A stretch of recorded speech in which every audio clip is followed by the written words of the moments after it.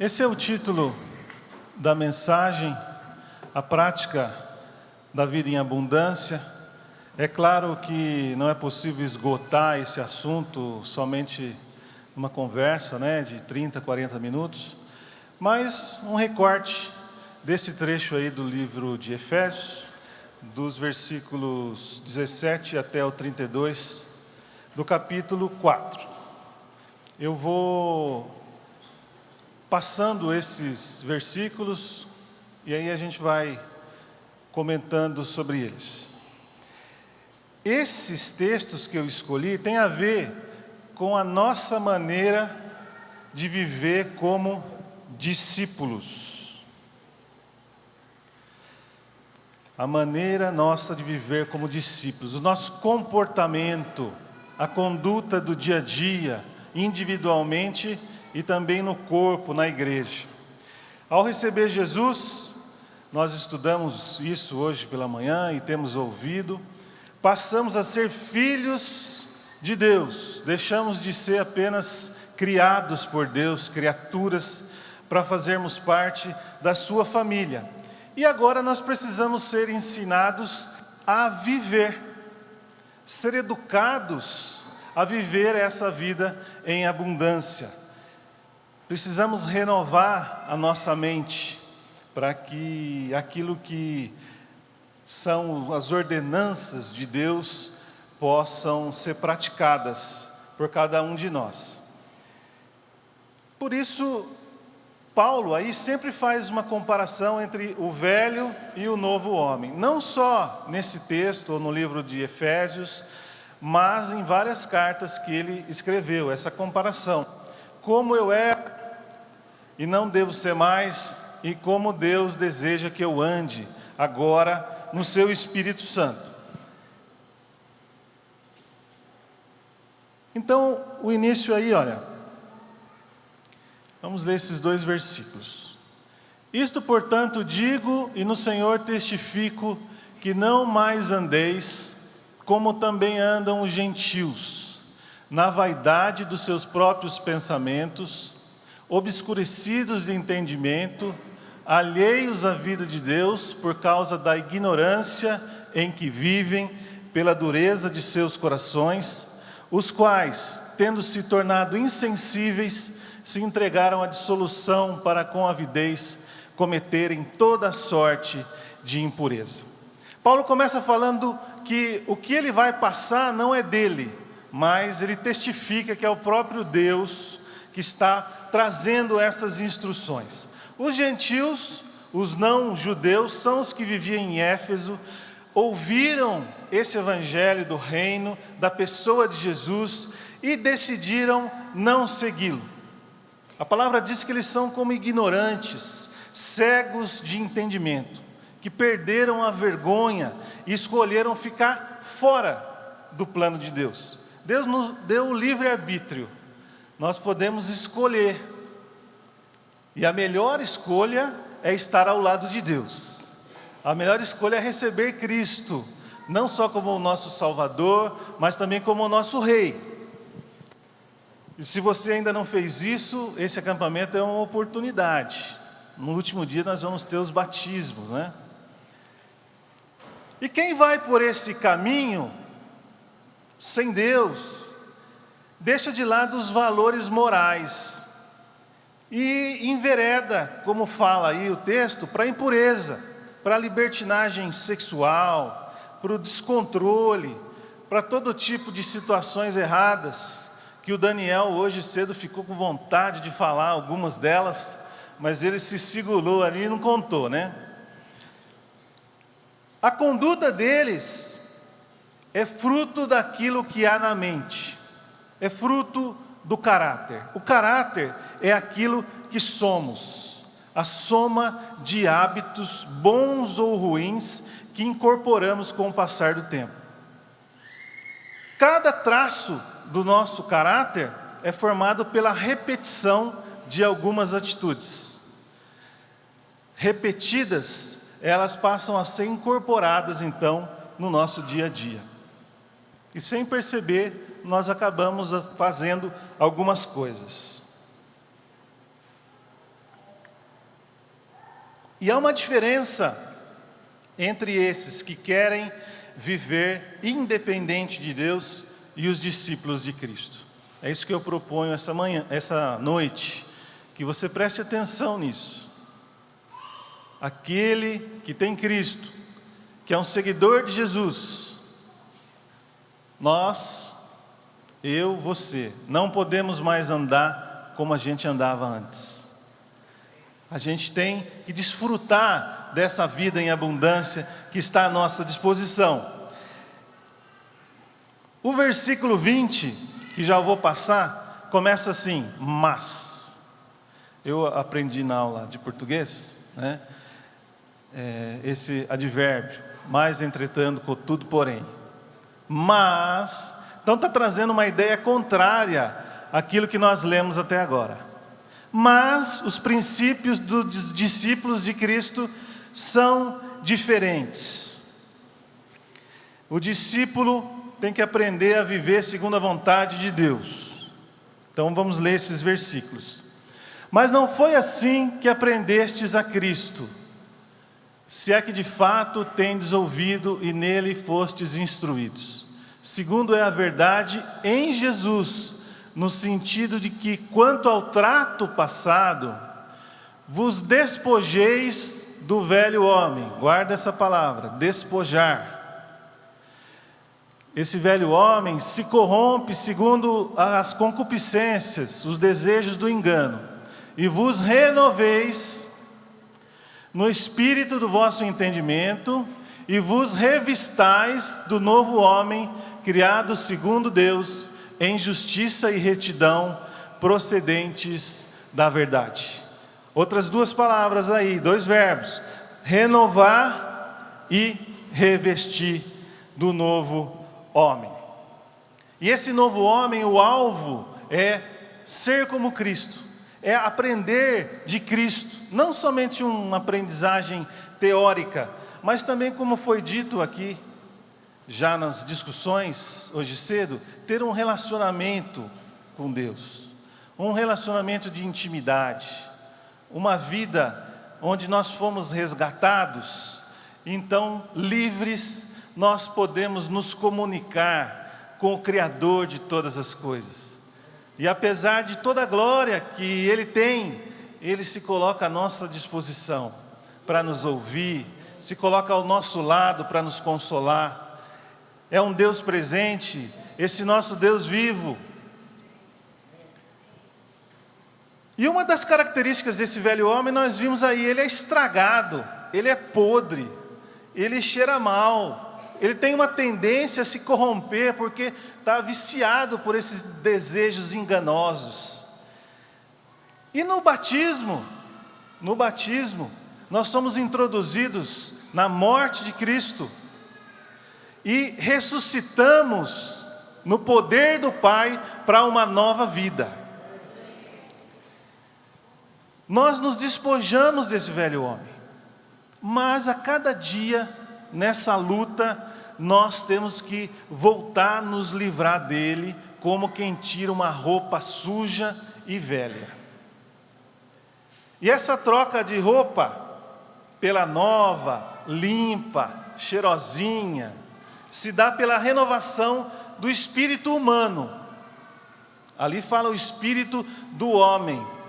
O espírito do homem, nós somos corpo, essa carcaça, somos alma, a nossa mente, e somos espírito, que é o lugar criado por Deus para buscar as coisas divinas, sobrenaturais. É o espaço onde nós podemos ter um relacionamento com Ele.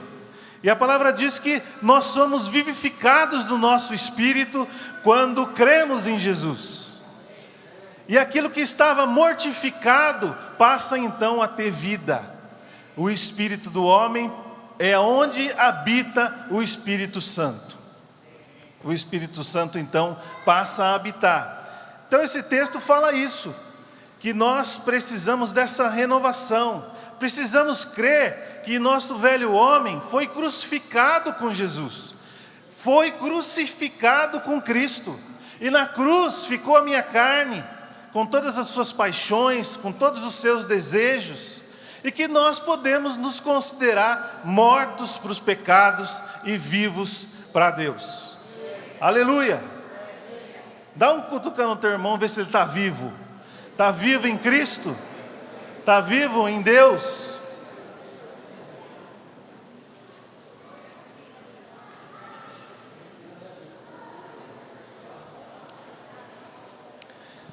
Presta atenção, o novo homem foi criado por Deus para a vida abundante. Será que você pode repetir isso comigo? O novo homem foi criado por Deus para a vida abundante, a vida de Deus em nós, com as suas características em nós, com o seu caráter em nós. Essas duas palavras que nós vimos aí, ó, a sua justiça e a sua retidão. Nós não podemos ser justos por nós mesmos, nós não podemos ser retos por nós mesmos. Mas em Deus, através do seu Espírito, somos justificados, somos declarados justos. Deus nos vê assim limpos e íntegros na sua presença, exatamente por causa de Jesus. Somos um com Cristo, estamos sentados com Ele nos lugares celestiais. Por isso, o próximo versículo começa com essa palavra. Por isso que nós já deixamos essa velha natureza, nos limpamos, nos revestimos. Por isso é que, deixando a mentira, fale cada um a verdade com o seu próximo, porque somos membros uns dos outros. E mentira é a primeira coisa citada aí que nós devemos deixar. Muito própria de Satanás, o grande mentiroso, o enganador, o pai da mentira, aquele que no texto de João 10:10 vem para roubar, matar e para destruir. Vem para acabar conosco, com a nossa família. Faz de tudo para impedir que nós tenhamos essa prática da vida em abundância, que nós gozemos de tudo que Deus tem para nós. A palavra fala que ele está ao derredor, rugindo como leão, mas ele não é o leão, porque nós temos o leão de Judá, aquele que venceu, aquele que é vencedor, aquele que não ficou morto, que ressuscitou e que reina, e com quem nós vamos nos encontrar para viver para sempre.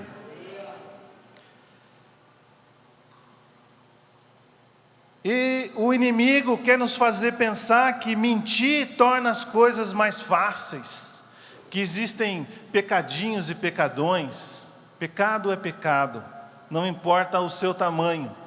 E há várias maneiras de mentir.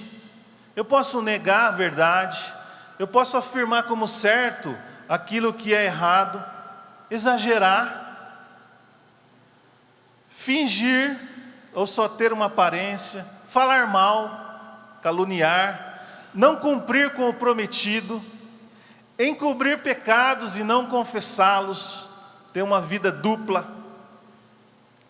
se omitir, ficar quieto, escrever ou teclar é mais moderno, né? Coisas falsas, fake news, não só escrever, mas retransmitir as fake news. Falsificar dados, dar falso testemunho. E nós sabemos que mentir é errado, mas a gente sempre quer justificar a nossa mentira, né? Você quer explicar por que você fez determinado ato. Não adianta, porque a mentira tem raízes profundas, que estão no nosso orgulho, na vaidade. Ananias e Safira venderam as suas propriedades nessa igreja primitiva que o pastor Abílio leu no começo, para entregar à igreja, e disseram que tinham entregado o valor total, e retiveram uma parte. Mentira. Foram mortos os dois. Já pensou se fosse hoje? Amor ao dinheiro, sonegando impostos. Mentira, meu irmão.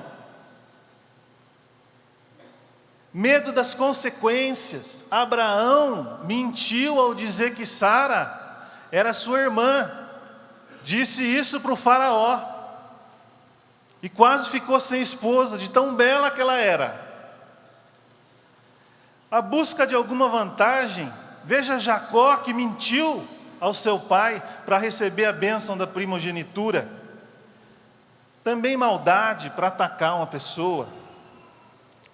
Nós devemos dizer sempre a verdade, desejar a verdade em todas as áreas da nossa vida, na família, no trabalho, no comércio, entre os irmãos, diante do governo, em qualquer lugar e circunstâncias, sempre a verdade, porque isso nos faz discípulos honrados, honestos, sinceros, transparentes, íntegros. E o inimigo então não pode nos acusar. Ele não tem argumentos contra isso.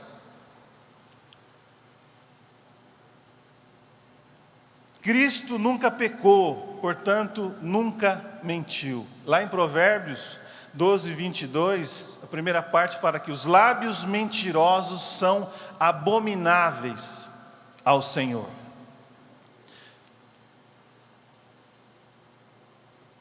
E no versículo 25, o verbo está no gerúndio, deixando, o que significa algo contínuo. Nós devemos ser firmes conosco mesmos, para combater qualquer tipo de falsidade que observemos em nossa vida. E desenvolver o hábito de dizer a verdade, mesmo que para isso a gente tenha que sofrer, mesmo que para isso a gente tenha que pagar o preço. Se você mentiu ou tem mentido, se arrependa de coração, confesse a Deus e à pessoa que você mentiu ou ao grupo que está relacionado com isso. Diga a verdade. Outro versículo: irai-vos e não pequeis, não se ponha o sol sobre a vossa ira, nem deis lugar ao diabo. A ira é uma reação natural de indignação diante de uma determinada situação, de uma injustiça, algo negativo ou indevido, que por si só não é pecado. Deus também se ira, a gente vê na palavra, e pode até enviar seu juízo sobre as pessoas e nações, mas Ele não faz isso porque Ele é santo. Ele é um Deus de justiça, e sua ira é santa. Ainda bem, a sua misericórdia renova-se a cada dia, a cada manhã sobre as nossas vidas. Mas com a gente não acontece o mesmo. Quando nos iramos, ficamos inclinados a pecar, a perder o controle, a ofender, gritar, ferir e insultar. Não é verdade? Por isso, a palavra fala que nós precisamos ter cuidado de não pecar quando nós nos iramos. E quem frequentemente se ira, tem mais risco de pecar. E dentro de casa, com os nossos familiares, essa prática é ainda mais contínua, né? E o ambiente às vezes fica pesado, os corações endurecidos, até que aquela situação seja resolvida, né? E quanto mais passa o tempo, mais o diabo tem liberdade para agir. Olha como aparece o inimigo de novo. Apareceu na mentira, aparece também na ira. Por isso que nós temos que nos arrepender logo, não deixar as coisas como estão, não deixar para amanhã. O sol não deve se pôr sobre a nossa ira. Eu gostava quando eu namorava e brigava com a minha namorada, que era a Cássia, e saía cantando pneu. E naquela época não tinha celular, era só o telefone fixo. E aí eu ficava uma semana sem falar com ela. Ela me procurava, eu não...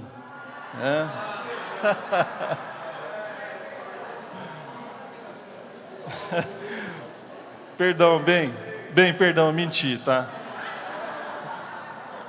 Eu exagerei, Várias coisas que estão aqui que eu citei, eu fiz agora. Vá logo, se reconcilie com o seu irmão, sua esposa, seu filho, peça perdão. Se ele te ofendeu, perdoe em nome de Jesus. E se o diabo levou vantagem no primeiro round dessa luta, passa a rasteira nele agora, porque quando você pede perdão, também você desabilita toda a autoridade que ele tenha sobre essa situação.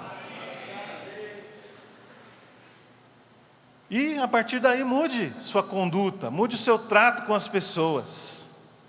E se a gente for um pouquinho para frente no livro de Efésios, fala a maneira que o marido deve tratar a sua esposa, com amor, como Cristo cuidou da sua igreja, se entregou por ela. A esposa, respeite o seu marido, se submeta. Os filhos, honrem os seus pais.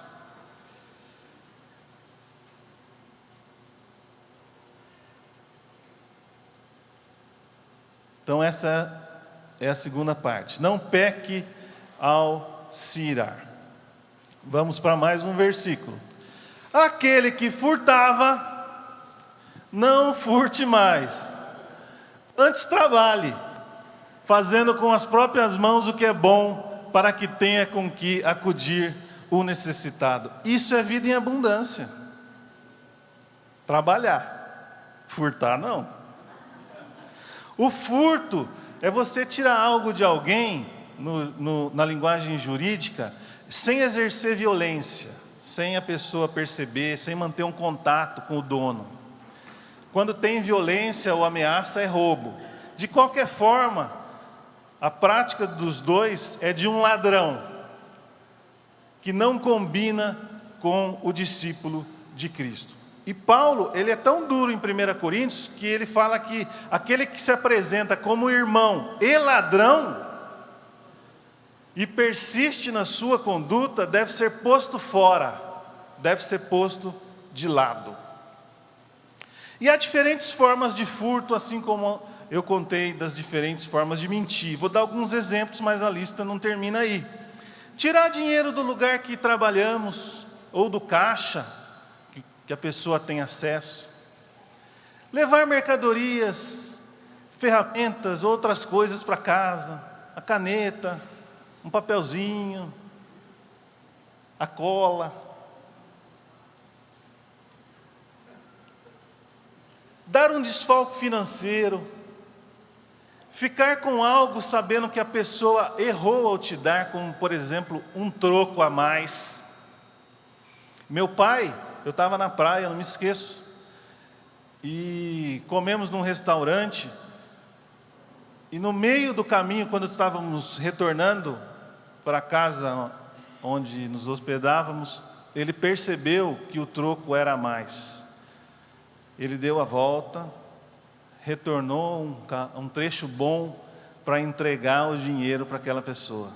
Era pouco, mas eu não esqueço até hoje do que ele fez, né? Não devolveu o que nos foi emprestado.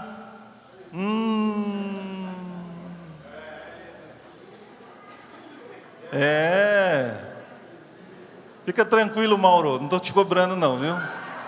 Daquele livro que eu prestei para você. Faz pouco tempo, você tem ainda crédito para leitura, né? Não entregar os dízimos e as ofertas, como diz lá em Malaquias. Estão roubando nos dízimos e nas ofertas. Estão me roubando, diz o Senhor. Qual que é o problema? Estão roubando.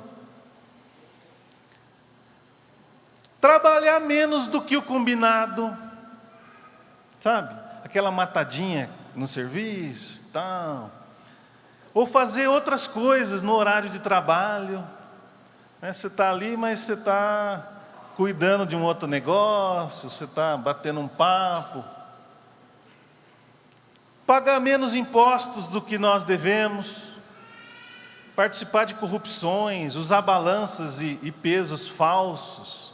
Meu avô no sítio lá em Avaré tinha uma balança, eu desconfiava daquela balança, viu? Na venda dele. Desde pequenininho eu desconfiava daquela balança. Não pagar as dívidas. Não pagar as dívidas que temos. O discípulo não pode agir dessa forma, de maneira alguma. O que furtava, não furte mais. O prejuízo deve ser restituído que você causou, que eu causei. E se a pessoa não quiser receber, você fica livre. E se você não tem para acertar, mesmo assim confesse o seu pecado a quem você ofendeu e combine uma forma de ir acertando devagar. Não corra, não fuja das dívidas. Primeiro que nós não devemos entrar nelas, nós temos os princípios na palavra. Mas se você entrou, honre com esses compromissos. Você não pode pagar, procure o teu credor, converse, negocie, se apresente. Sobre o trabalho, quero dizer que é vontade de Deus que trabalhemos. É bênção, não é castigo. Se você for ver lá em Gênesis, Adão já cuidava do jardim do Éden antes de ser expulso. Ele cultivava e recebeu a responsabilidade de Deus de guardar aquele lugar. Tem gente que pensa que depois do pecado, que a terra, passou a ter que ser arada e a semente jogada. A preguiça, o ócio e a negligência não são dignos de um filho de Deus. Dá um cutucão aí e fala, viu? Viu?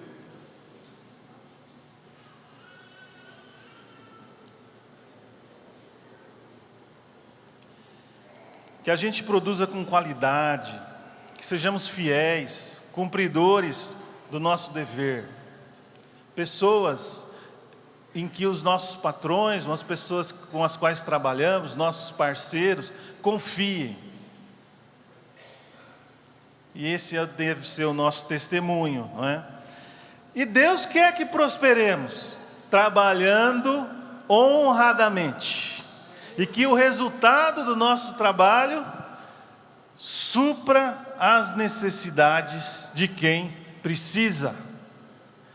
Porque nós recebemos, com o fruto do nosso trabalho, nosso salário, as nossas necessidades devem ser cuidadas, não é? E do próximo, que está perto.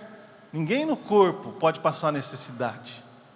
Nós temos que acudir, ajudar, instruir na palavra até, para que se alguma coisa está sendo feita fora dos princípios, esse irmão possa ser corrigido, ensinado, exortado. Então esse é o terceiro ponto. Trabalhe. Não minta, fale a verdade. Não furte, trabalhe. Quando você se irá, não peca. Vamos ver mais um aqui?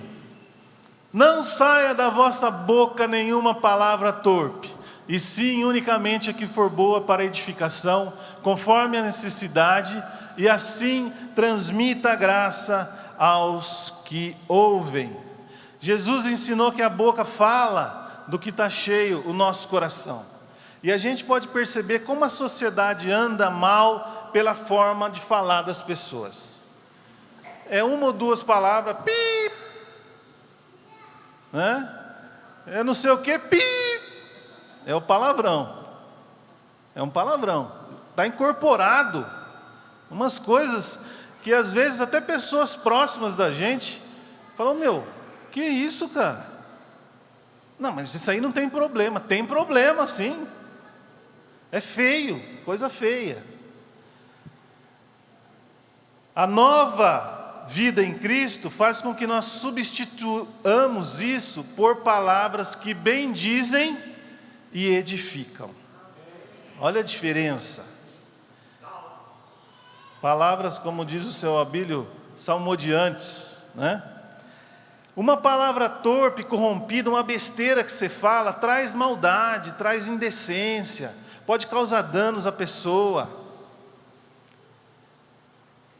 E nós, nessa vida abundante, devemos evitar que da nossa boca saiam provocações, histórias falsas, maldições, fofocas, piadas sujas, expressões grosseiras, palavrões, gritos, sarcasmos.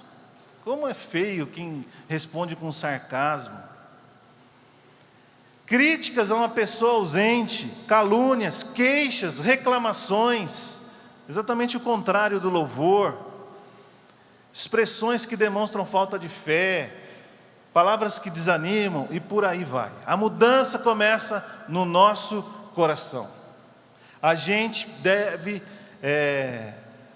pensa, o que a gente pensa deve ser limpo, puro, agradável a Deus. Por isso, cuidado com o que você assiste, cuidado com o que você lê, porque assim você está abastecendo o teu coração.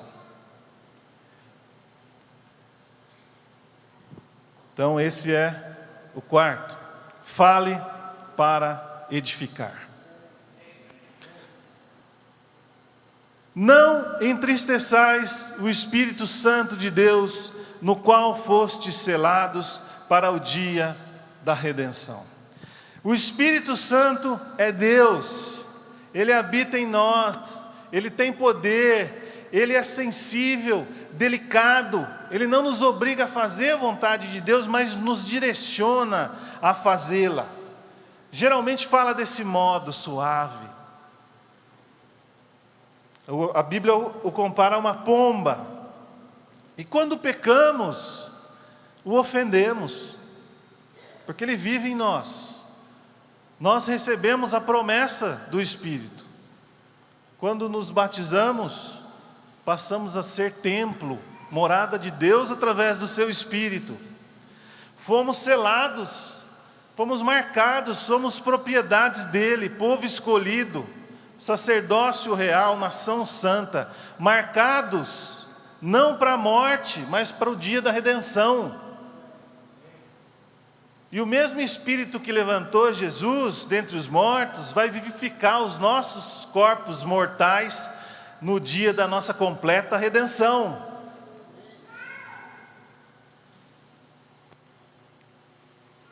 E quando nos arrependemos de algo que fazemos e confessamos, o Espírito não nos condena, Ele não nos reprova, mas nós somos perdoados, nós somos limpos, podemos nos levantar renovados, a sua alegria volta ao nosso coração. Portanto, nós temos que andar sem entristecer o Espírito Santo. E uma das áreas que mais pecamos contra o Espírito Santo são os nossos relacionamentos. Uns com os outros, dentro do corpo, do qual eu e você somos membros. A forma como nos tratamos. E aí fica evidente as falhas do nosso caráter, naquilo que nós somos. E Deus quer nos transformar. Deus quer nos transformar. Alegre o espírito, é o que nós estamos vendo. Longe de vós toda amargura, e cólera, e ira, e gritaria, e blasfêmias, e bem assim toda a malícia. Longe de nós. Há muitas situações em que nós podemos perder a calma e explodir. E se alguém está amargurado, está com bronca, está de mal com a vida e com Jesus, está propenso também a gritar. E o que grita pode fazer até coisas piores. E a gente vê por aí tragédias acontecendo dentro de famílias, porque não existe o domínio próprio. Quem tem domínio próprio não age assim. E o domínio próprio é um gominho do fruto do Espírito Santo. É uma das consequências de nós andarmos com Deus e estarmos cheios do Espírito Santo e a nossa vida estar sendo transformada, o nosso caráter, por essa caminhada com Ele.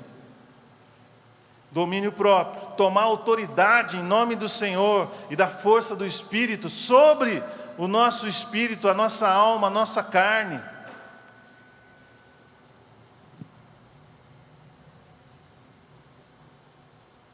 Fique longe disso. Domínio próprio. Versículo 32, e o último dessa conversa. Antes, sede uns para com os outros benignos, compassivos, perdoando-vos uns aos outros, como também Cristo vos perdoou. Amáveis, bondosos, doces, gentis, é a qualidade de quem trata bem os outros. Ainda que o texto trate da relação com os irmãos, quando nós fazemos isso com os que estão fora do corpo, é um tremendo testemunho, um testemunho de vida, que fala por si só, e muitas vezes não precisa nem de palavras. A misericórdia ou a compaixão da parte de Deus é de não dar o castigo que nós merecemos. Quanto a nós, nos nossos relacionamentos, é tratar as pessoas independentemente da forma como elas nos tratam. Ah, Marcos, mas é difícil. É difícil. Mas nós temos o Espírito Santo. E quando nos sujeitamos, nos submetemos a Deus, e ouvimos o Espírito e nos abrimos para a ação completa dele na nossa vida, isso é facilitado. E Deus quer nos abençoar nesse sentido.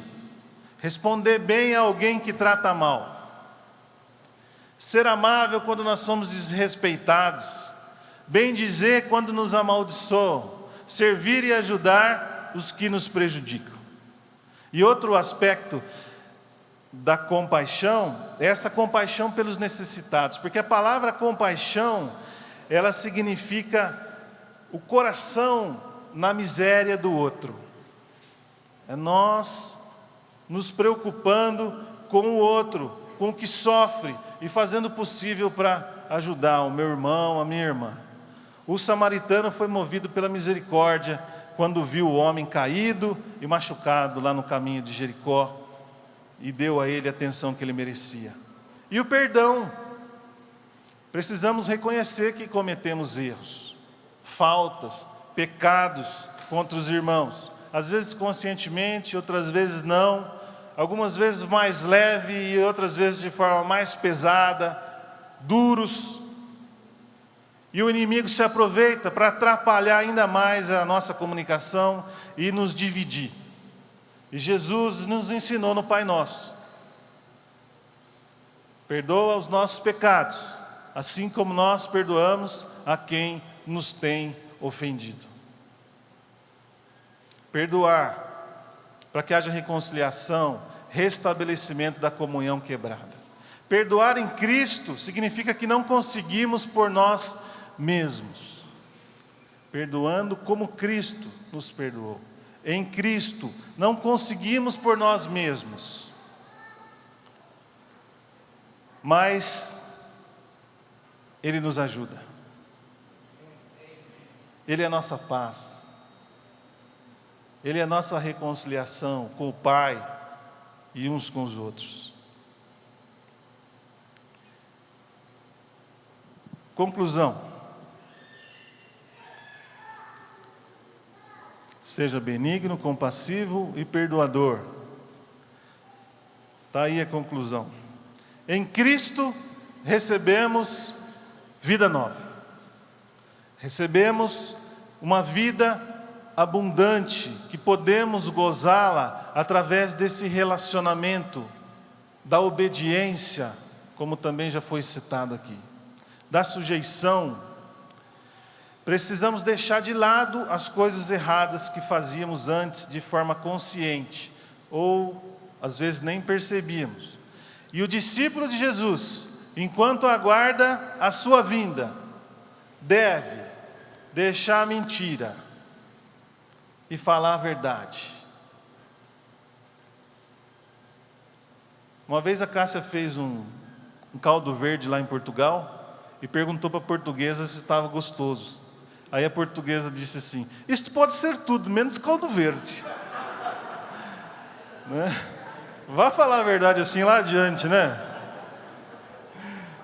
Cuidado para você não ferir teu irmão também quando você falar a verdade. Não pecar quando se ira. Tem estouradinhos aqui que estão querendo fugir do controle do Espírito. Não furtar, e sim trabalhar. Não falar besteiras, mas falar o que edifica, dizer o que edifica. Não entristecer o Espírito, mas encher-se do Espírito. O texto continua falando: não vos embriagueis com vinho, no qual há briga, mas enchei-vos do Espírito Santo. E essas palavras então, gostosas, agradáveis a Deus e às pessoas, elas vão saltar dos nossos lábios de uma forma natural. Fica longe do ódio, de toda a raiva, das gritarias, dos insultos, das maldades. Seja agradável, bom para com o teu irmão, elogie, dê atenção, perdoe, como Cristo fez por nós. Que o caráter de Jesus seja cada dia mais impresso em nós, pela ação do seu Espírito, para nós desfrutarmos da qualidade e da abundância da vida que o Pai em Cristo preparou para nós. Que o Senhor e o seu Santo Espírito nos ajude. Vamos começar nesse acampamento? Amém. tvcmc.com.br é o nosso canal para compartilhar o Evangelho do Reino de Deus e o senhorio de Jesus Cristo.